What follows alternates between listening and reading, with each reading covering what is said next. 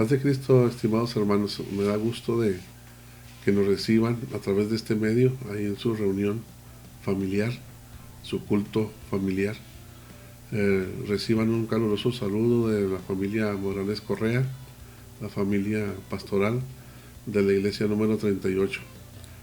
Como ustedes saben, estamos pasando por estos momentos difíciles de pandemia, de cuarentena, pero esperamos a nuestro Dios que Él nos ayude, nos bendiga, nos siga ayudando, nos cubra con su sangre preciosa, y muy pronto nos estaremos viendo, volveremos a reunirnos en nuestro templo, y ahí juntos y reunidos estaremos alabando y glorificando el nombre de nuestro Señor Jesucristo. Reciban un caluroso saludo, y también para comentarles que en estos 30 días siguientes estaremos llegando a sus hogares a través de este medio con los temas que ya estamos preparando para el desarrollo de cada culto. El Señor Jesucristo les bendiga y que Dios sea con todos nosotros. Paz de Cristo, estimados hermanos, vamos a dar inicio al tema del día de hoy, que lleva como título No a las divisiones. Vamos a leer ahí en la primera carta a los Corintios, capítulo 1, verso 10, que dice de la siguiente manera: Os ruego pues, hermanos, por el nombre de nuestro Señor Jesucristo, que habléis todos una misma cosa, y que no haya entre vosotros divisiones, sino que estéis perfectamente unidos en una misma mente y en un mismo parecer. Como ustedes saben, el apóstol Pablo se presenta ante la iglesia de Corinto como un buen diplomático, y introduce su carta a la iglesia de Corinto con muestras de aprecio y también de reconocimiento para los miembros de la iglesia. Pero en los primeros versículos del verso 1 al 9, Pablo introduce un agradecimiento y les da lugar a los hermanos de la iglesia. Pero a partir del versículo 10 al 17, Pablo cambia de tono y también de manera tajante, porque la iglesia se encontraban separados en grupos o fracciones que ponían en riesgo la unidad de la iglesia.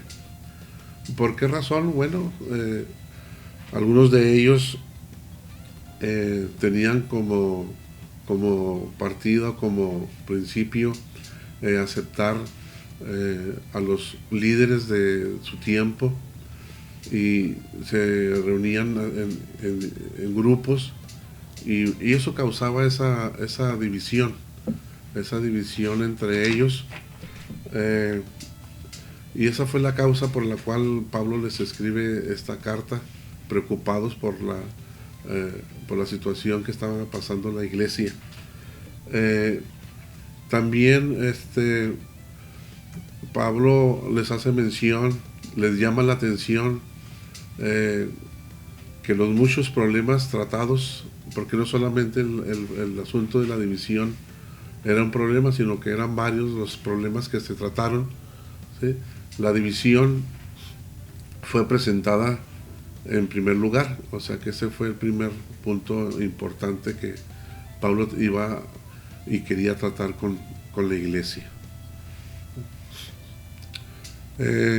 La división es quien frena el desarrollo espiritual de los creyentes. Esto es un problema que causa la división, frena el desarrollo, el crecimiento espiritual de los creyentes.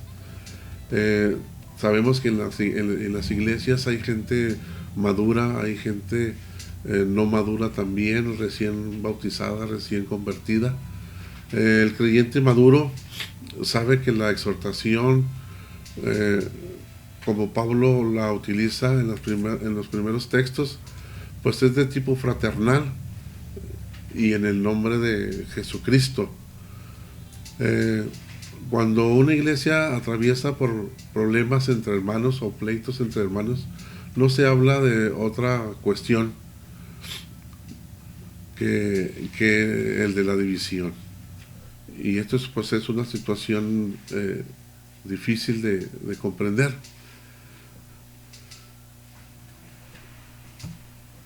La falta de unidad, ¿sí? En segundo término, Pablo hace una llamada a la unidad y al amor. La falta de unidad se originó cuando los creyentes empezaron a apegarse demasiado a los hombres que por medio de la predicación y la enseñanza les habían ministrado el Evangelio. Y esto pues es común, ¿verdad? En las iglesias que vienen de otra denominación o de otra iglesia, cada uno de nosotros fue formado por diferente pastor en diferente iglesia, y a veces se batalla para lograr la unidad perfecta que la Biblia nos enseña, que lleguemos a esa unidad de fe. Y precisamente la falta de esa unidad se originó cuando los creyentes empezaron a apegarse demasiado. Recordemos que los extremos pues son difíciles, no son correctos, no son buenos. Los extremos nos llevan a caer en algunas situaciones contradictorias, y eso permite que muchos grupos se dividan entre sí y no haya esa unidad y ese amor que Dios desea de cada uno de nosotros. También cabe mencionar que cada predicador tiene su estilo propio que algunos admiran, ¿sí? Pues algunos por su fogosidad, son fogosos, hablan fuerte, y a mucha gente así le gusta oír la predicación, el sermón, y también por su dinamismo. Pero hay otros que prefieren a los más calmados y cultos, ¿sí? Estos líderes eran, en el caso de Corinto, el problema que surgió al inicio,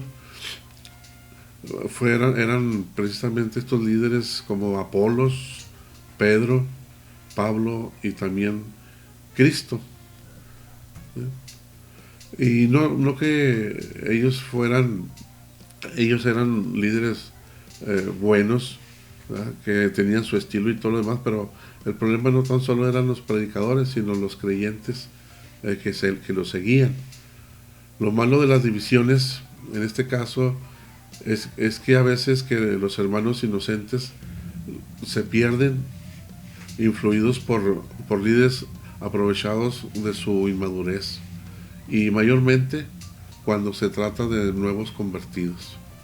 Este es uno de los problemas, ¿verdad?, que surgen. Hay peligros de un Cristo dividido. La pregunta aquí que se hace en esta carta de Pablo les hace a la iglesia es precisamente dos preguntas.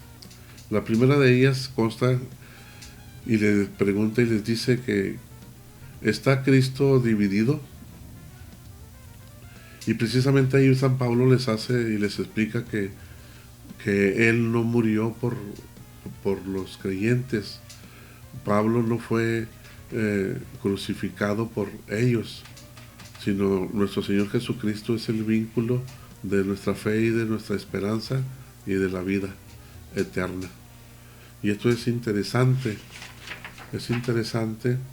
mencionarlo, que ahí Pablo lo describe, ¿sí? Fue crucificado Pablo por vosotros. Los que siguen a los hombres los elevan como a salvadores, y Pablo ahí les explica que él no murió por ellos. Y menciona también, fue crucificado Pablo por vosotros, pues tampoco Pablo se defiende y les hace ver aún a sus propios seguidores, los que estaban con él o a favor de él, les explica también de esa manera a todos y cada uno de esos grupos o divisiones que fueron esas tres divisiones, ¿sí? Por ejemplo, lo de Apolos, ¿sí? Apolos era un orador muy elocuente y se le consideraba un gran maestro cristiano proveniente de Alejandría. eran hermanos preparados, estudiosos, ¿sí?